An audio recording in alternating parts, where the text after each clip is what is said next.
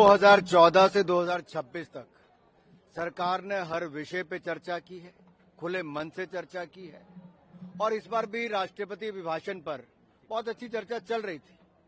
लेकिन विपक्ष के नेता श्रीमान राहुल गांधी जी ने जिस तरह से लोकतंत्र की और सदन की अवमानना की है, स्पीकर की रूलिंग के बावजूद बार बार उसकी अवहेलना की है, नियमों का पालन तो करना दूर, बार बार स्पीकर के कहने के बावजूद वो विषय पे बोले नहीं और यहां तक जब कहा गया कि जिस चीज का उल्लेख यहां पे नहीं हो सकता, जो पुस्तक छपी नहीं, उसके बावजूद उसके बारे में, और यही नहीं, उनका मंशा केवल एक थी। आज अगर आप एक लाइन से देखेंगे कि भारतीय सैनिकों का अपमान करना, आप एक लाइन उनकी उठाकर देखिए, भारतीय सैनिकों का अपमान करना, भारतीय संसद का अपमान करना, भारत की संवैधानिक संस्थाओं का अपमान करना। अब कांग्रेस के पास केवल यही एजेंडा बचा है। जब उनको लगा कि शानदार बजट आया, राष्ट्रपति भाषण में सरकार की सारी उपलब्धियों और देश के बढ़ते कदमों को दिखाया गया, विपक्ष के पास बोलने के लिए कुछ नहीं बचा, तो पेपर फाड़ के चेयर पर फेंके गए। इससे बड़ा दुर्भाग्य क्या होगा?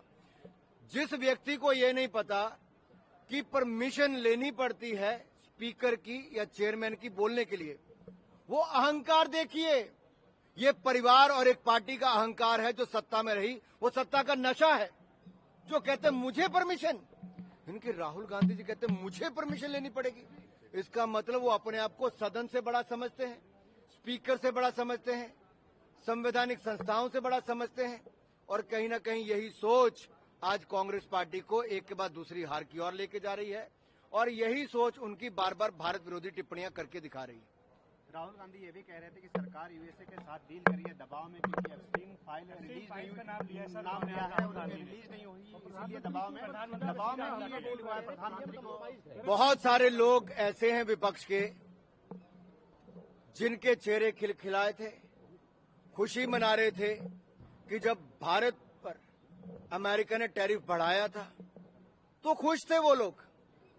लेकिन आज जब सही मायने में खुश होना चाहिए कि यूएस इंडिया ट्रेड डील एक इतिहास रचने वाले हैं, इससे पहले mother of all trade deals European union के साथ हुई, इंग्लैंड यूनाइटेड किंगडम के साथ हुई, उन पर भी खुशी मनाने की बजाय विपक्ष प्रश्न चिन्ह खड़ा करता रहा।